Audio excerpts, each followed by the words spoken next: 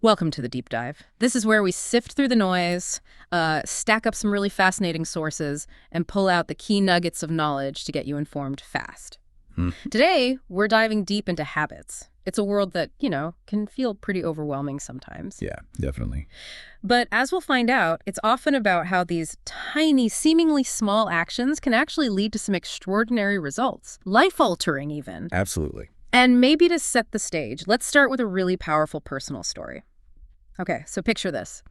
A high school sophomore, full of energy, out on a baseball field. Right. Then, boom, in an instant, everything changes. A teammate's bat slips, slams right into his face. Oh, wow. Yeah, the impact was just horrific. His nose crushed, into a U-shape. Brain slams against his skull. Multiple fractures, shattered eye sockets. Okay. He ended up in a coma. Then, a year later, after this long, tough recovery, another blow. He gets cut from the high school varsity team. Oof. Devastating for a kid like that. Totally. Especially someone dreaming of playing pro ball. But here's the amazing part, the twist. That's not the end of his story. Not even close. By the time he graduates from Denison University, he's chosen as the top male athlete named to the ESPN Academic All-America team. No kidding. And even gets the university's highest academic honor, the President's Medal. I mean, what a comeback. That is remarkable. And what's so compelling about that journey, from that awful accident and the setback to achieving all that. Yeah. It wasn't just one big heroic push, was it? No. It's such a clear example of how tiny, consistent actions just add up. Yeah. It really gets to the heart of what we're exploring today, this idea of atomic habits. Atomic habits, okay. Yeah, and think atomic not just as small, but like fundamental, the irreducible building block. You know? Yeah. Like an atom, tiny but powerful, and when you combine them... You get something massive. Exactly. They're the core units that build remarkable results. That's a really powerful way to think about it. So these little things, they're really the bedrock. They absolutely are. Okay, so our mission today is to really dig into the source material, this well-known book that unpacks it all, and discover how you, listening right now, can actually apply these ideas. Move past just reading about it, past that info overload, to getting some real aha moments you can use. Yeah, making it practical. Exactly. Okay, let's unpack this. 8. The unexpected power of tiny changes. So, to kick things off, British cycling. Let's talk about them. For almost 100 years, they were, well, frankly, stuck in a rut. Yeah, pretty mediocre, right? Totally. Since 1908, British riders had only snagged 1 Olympic gold. 1. And no Tour de France wins in 110 years. Wow, 110 years. Their performance was so bad that a top European bike manufacturer actually refused to sell them bikes. Scout, really? Yeah, they were worried it would hurt their brand if people saw the Brits using their gear. Sounds impossible to come back from, right? Seems like it. So what changed? Well, they used this strategy called the aggregation of marginal gains. Ah, yes. Abe Brailsford. Exactly. He came in around 2003. Right. And his whole philosophy was, it sounds simple, but find a 1% improvement in everything you do. Everything. Everything. Like what? I mean, everything. They looked at the bike seats, obviously, but also tested different massage oils, the kind of pillows that offered the best sleep, how they washed their hands to avoid illness. Wow. Even painted the inside of the team truck white to spot dust easier. Tiny things. That level of detail is insane. It is, but the math behind it is just, well, it's astounding. And this is a key takeaway for you listening. Get just 1% better each day for a year. You end up 37 times better. 37. Whoa. But flip side, get 1% worse each day, and you decline pretty much down to 0. That really puts it in perspective. It's not about these huge leaps. Not at all. Success isn't that once-in-a-lifetime transformation. Yeah. It's just the product of daily habits. Small, consistent effort. That's a staggering curve, isn't it, that exponential growth? We usually dismiss those tiny efforts, right? Too small to matter. We do. But this totally reframes it. And it makes you think about your trajectory more than your current results. Exactly. Yeah. Where are you headed? Right. Like, think about a millionaire who spends more than they earn every month. They've got money now, but the trajectory, it's bad. Downhill. Yeah. But someone who's broke right now, yet manages to save just a little bit each month, they're on the path to financial freedom. Eventually. It's the direction that counts. So your outcomes, your net worth, your weight, your knowledge, even like the clutter in your house, they're just lagging measures. They show the results of past habits, lagging indicators. So what does this all mean when we're actually trying to make a change? It sounds like it might be slow going at first. It often is. And that's where people get tripped up. Progress usually feels really nonlinear, especially early on, can be super frustrating. Yeah. The source calls this the plateau of latent potential. Okay, the plateau, latent potential. Yeah, think of an ice cube. Right. It's sitting there. The room is, say, 25 degrees Fahrenheit. It warms up. 26, 27, 28, 29 degrees. Still ice. Still ice. Nothing seems to be happening. Then it hits 32 degrees and bam, it melts. All that work, all that energy put in from 25 to 31 degrees, it wasn't wasted. It was being stored, building up. So you don't see it, but it's happening. Exactly. And a lot of people quit in what's called the valley of disappointment because they don't see results right away. They think this isn't working. Been there. We all have. But what we call overnight success, that's usually just someone finally breaking through that hidden plateau. All that stored work finally becomes visible. 2. Shifting your focus from goals to systems and identity. Okay, so if progress is like that, should we even be focusing so much on goals? You know, conventional wisdom is always set big goals, aim high.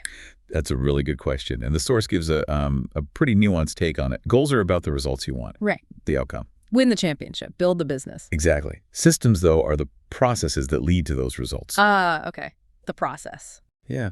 So the coach's goal is the championship, but the system is recruiting, practice drills, managing staff. Right. The entrepreneur's goal is the million-dollar business, but the system is testing products, hiring well, marketing consistently. Got it. The musician wants to play the piece perfectly goal.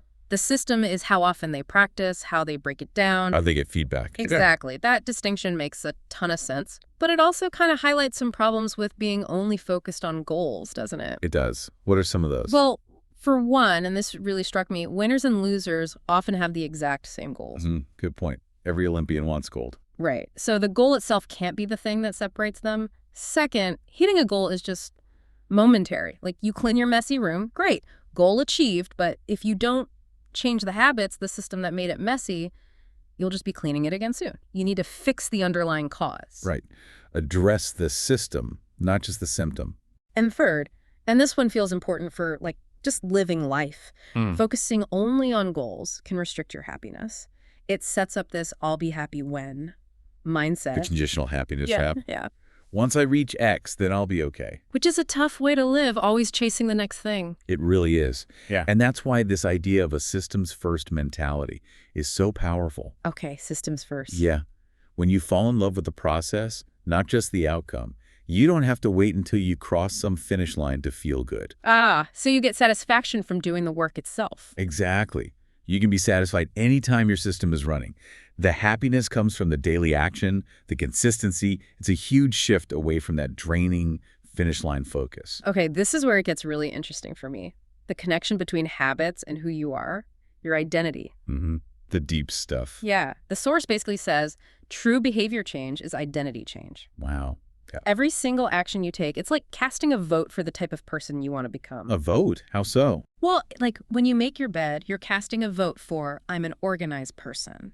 When you go for that run, even a short one, you vote for I'm an active, healthy person. I like that. Voting with your actions. Exactly. And these habits matter most, not just for the results they get you, like losing weight or whatever, but because they actually change your beliefs about yourself. You start to become that person. 3. The science of how habits work. The habit loop. So how does that change actually happen? Like in our brains? Right, the mechanics of it.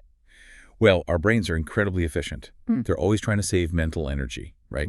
To preserve conscious attention for new stuff, important stuff. Makes sense. So as we repeat an action over and over, the brain starts to automate it. It shifts the task from the conscious mind to the non-conscious, freeing up mental bandwidth. Okay. Like learning to drive. At first, it takes all your focus. Exactly. And then it becomes automatic. Or think about this. Maybe you're feeling anxious and you just happen to go for a run one day and, hey, you feel better. Your brain notices. It logs that.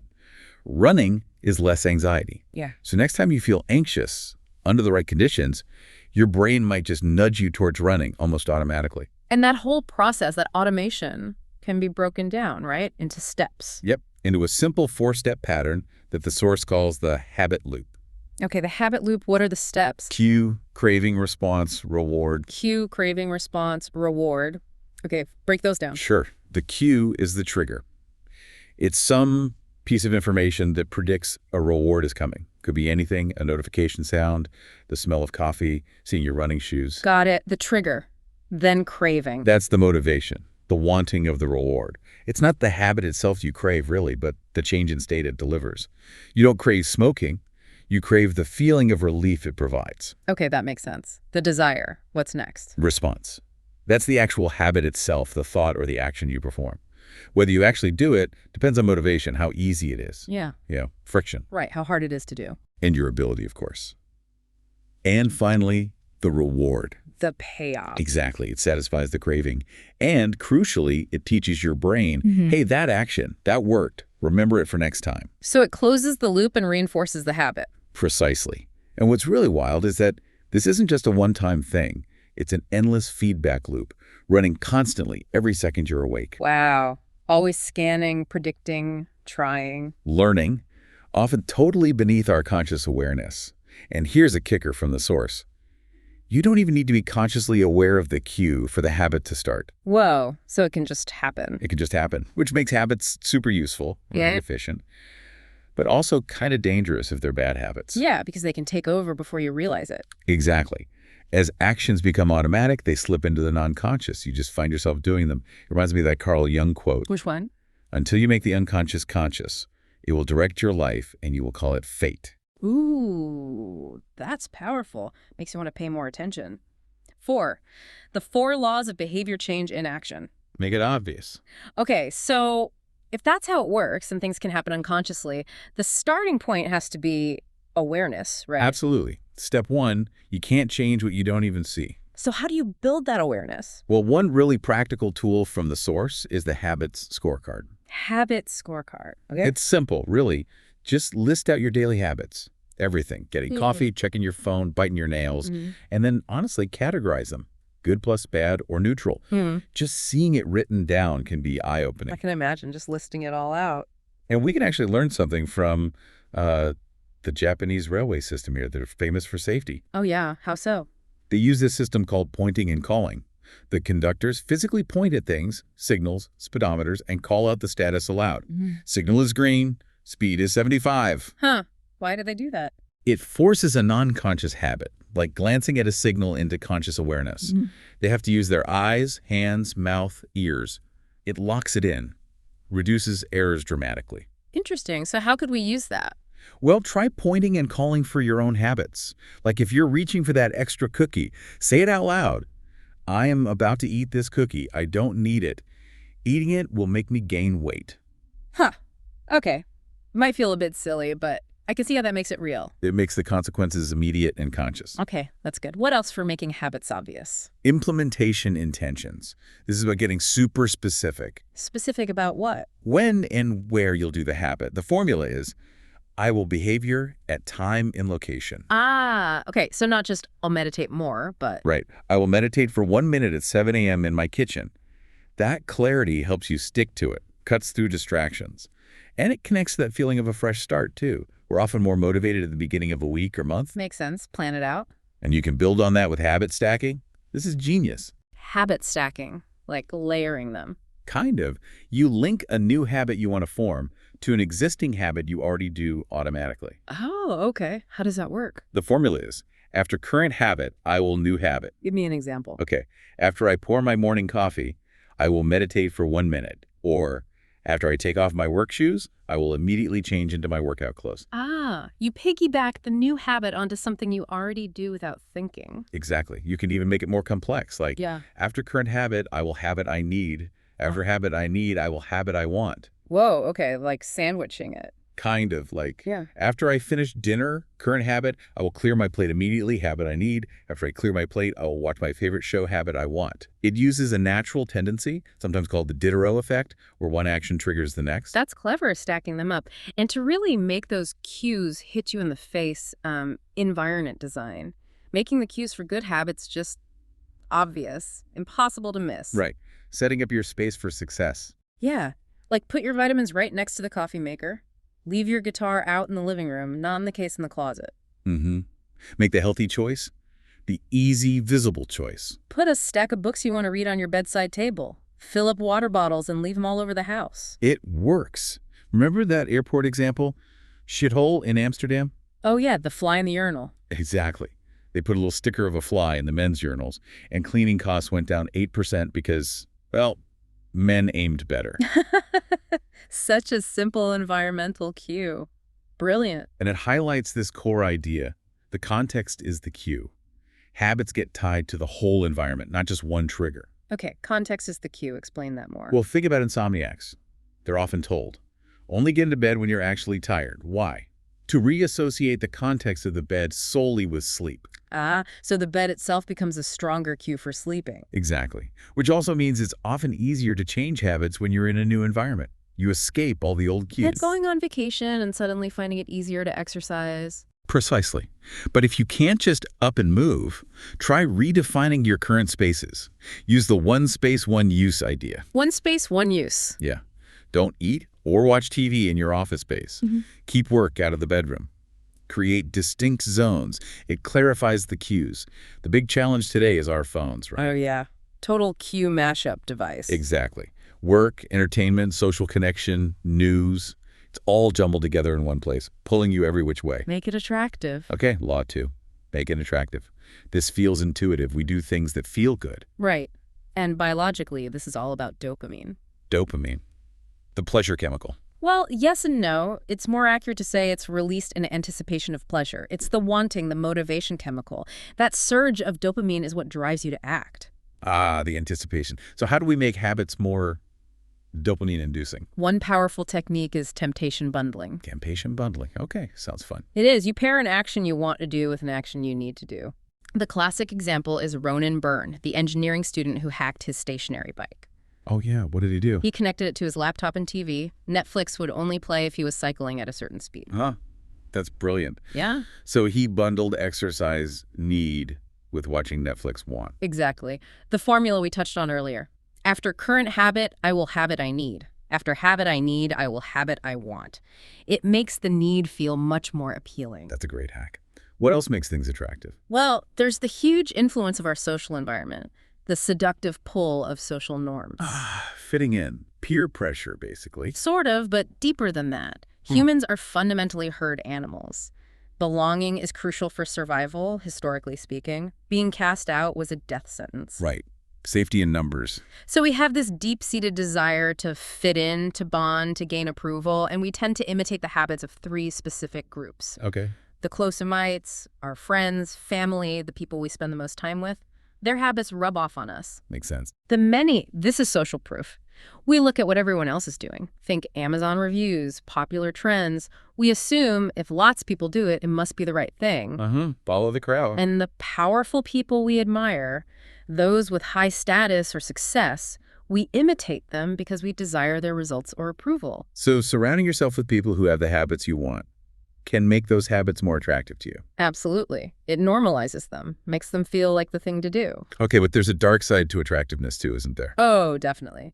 We need to be really aware of supernormal stimuli. Supernormal stimuli, what's that? These are exaggerated versions of reality, engineered to hijack our instincts. Right.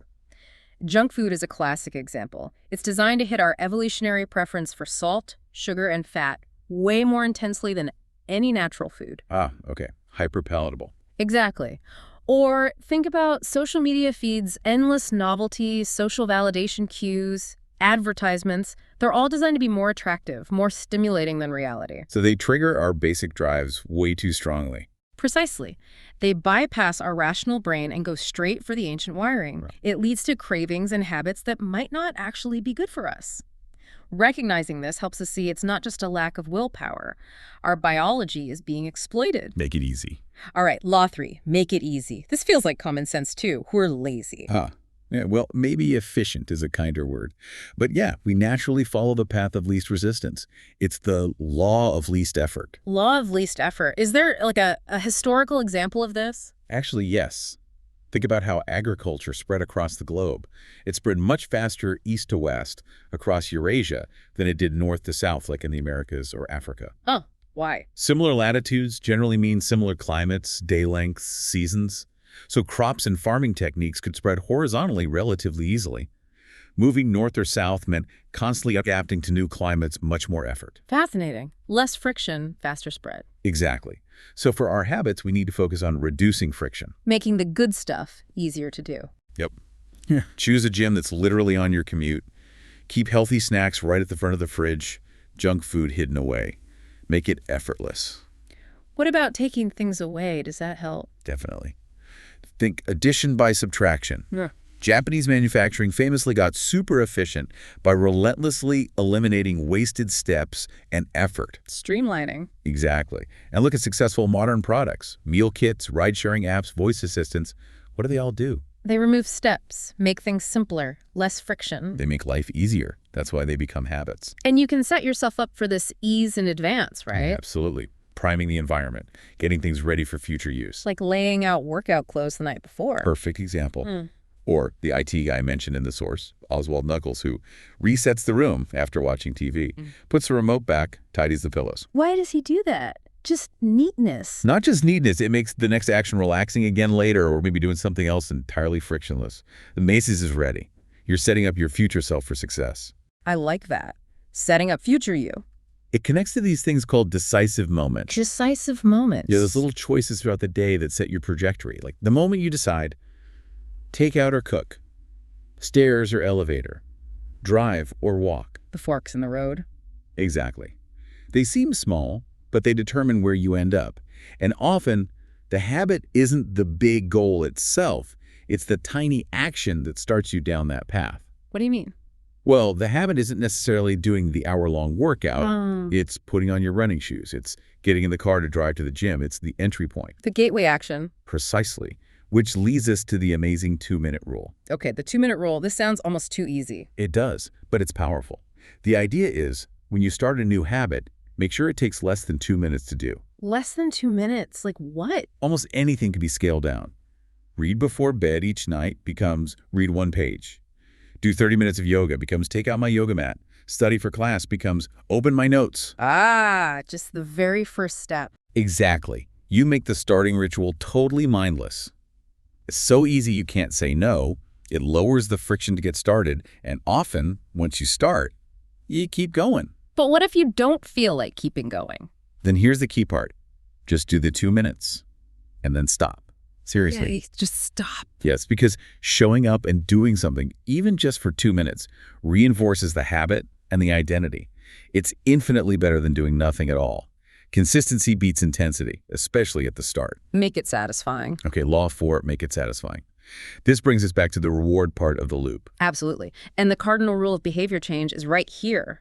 What is immediately rewarded is repeated. What is immediately punished is avoided. Immediate reward, that's key, isn't it? Our brains are wired for now. Totally wired for now. We evolved in an environment where immediate payoffs mattered most. Finding food, avoiding danger, delayed gratification is a relatively modern challenge. Right. And the problem with good habits, like exercise or saving money, is that the reward is often way down the road. Exactly. The cost is now the effort, the sacrifice. The benefit is later. Bad habits are often the opposite pleasure now, pain later.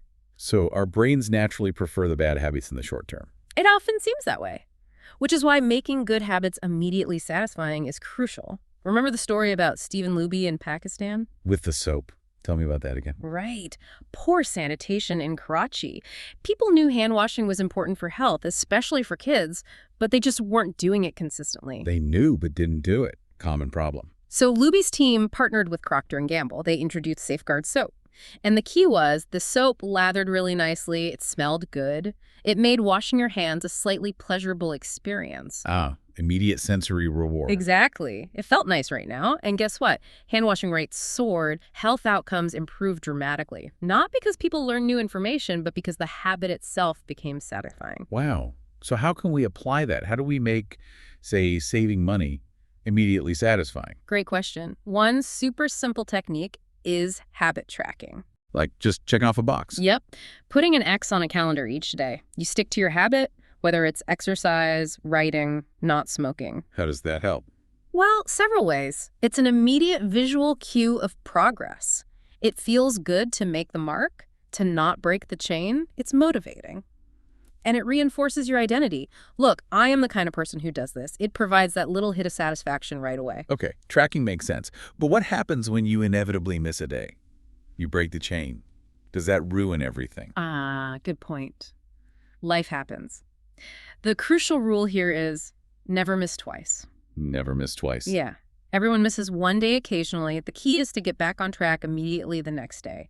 Don't let one slip up turn into two, then three. Avoid the spiral. Exactly. And avoid that all or nothing thinking. If you miss a workout, don't just throw in the towel for the week. Do something the next day, even if it's small. Showing up reaffirms the habit. Right. Don't let perfect be the enemy of good. Precisely.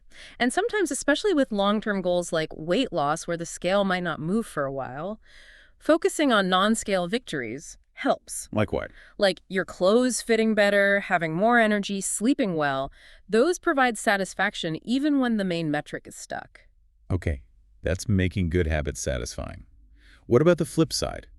Making bad habits unsatisfying. Ah, the inversion of law 4, yes. Mm-hmm. Increase the immediate cost or pain of the bad habit. How do you do that? Use commitment devices. These are choices you make in the present to lock in better behavior in the future when temptation might be high. Like Victor Hugo getting rid of his clothes so he couldn't go outside and had to write. Classic example. Or Nir Eyal, the author, using an outlet timer to automatically shut off his internet router at 10 p.m. every night. Oh. Cuts off the temptation. Makes it harder, adds friction, makes it less satisfying to even try. You leverage your rational brain now to outsmart your impulsive brain later. That's clever. What about involving other people? Huge. Accountability partners are incredibly effective. Like having a gym buddy. Exactly. Or the comedian Margaret Cho doing a joke-a-day challenge with a friend. Just knowing someone else is watching or expecting something from you adds an immediate social cost to slacking off. We hate letting people down. We really do. And you can formalize this with a habit contract. A contract, like legally binding. Maybe not legally, but socially and financially binding. Brian Harris, another example, made a contract with his wife and trainer for his diet. What were the terms? If he failed to track his food intake, he had to pay his trainer $200 and dress up in a suit for work the next day, which he hated. Whoa. That's immediate pain right there. Financial and social embarrassment. Exactly. It creates a powerful, immediate cost for inaction, leveraging our desire to maintain a good reputation and avoid pain. Advanced tactics for lasting mastery. Okay, this is an amazing toolkit already. The 4 laws are super practical. What about taking it to the next level? Advanced stuff for really mastering habits. Right, moving beyond the basics. One interesting area is genetics. Oh boy. The nature versus nurture debate. Sort of, but the source puts it nicely. Genes don't determine your destiny, but they do clarify where your opportunities might lie. How so?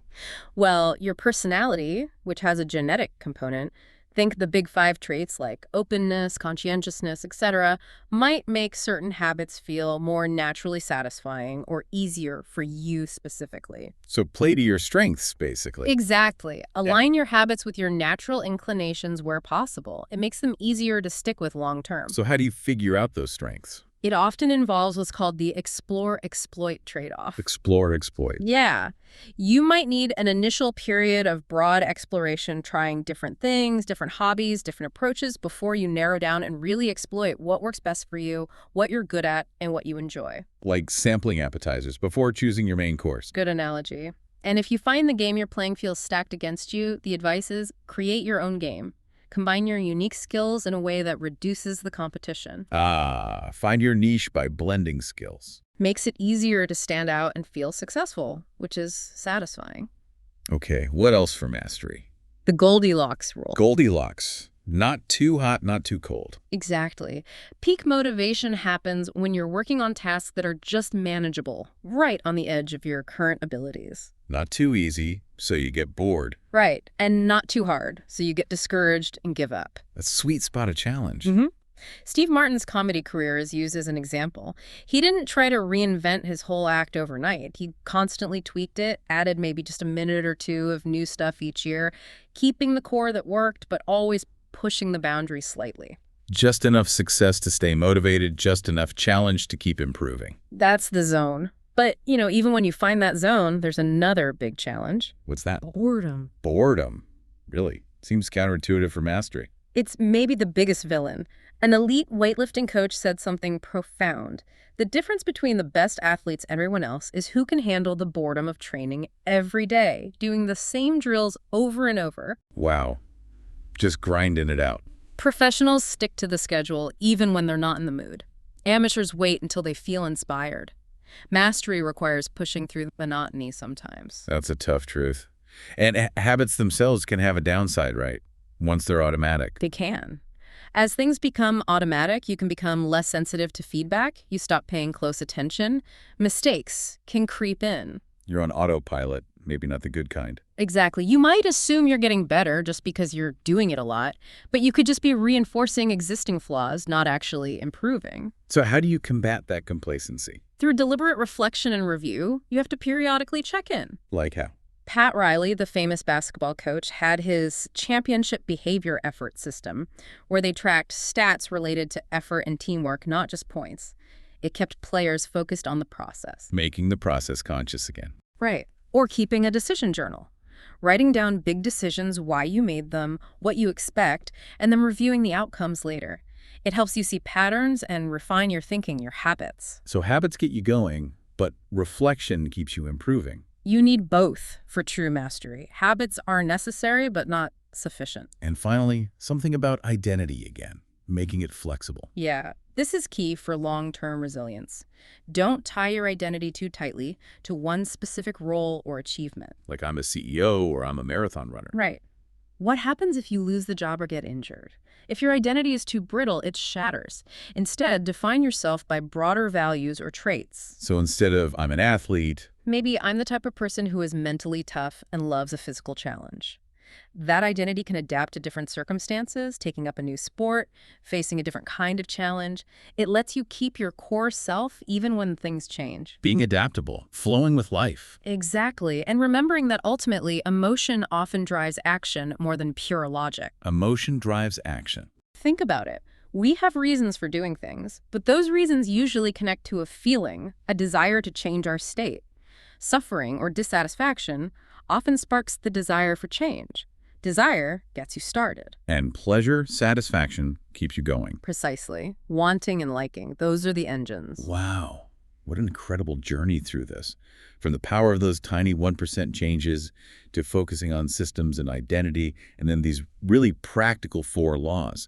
Make it obvious, attractive, easy, satisfying. Plus the advanced stuff. Yeah, and the advanced tactics for mastery. It really does show how much power you, listening now, have to shape your life. Yeah. It's not about massive overhauls necessarily. It's about those small, consistent choices, those votes you cast every day. Yeah.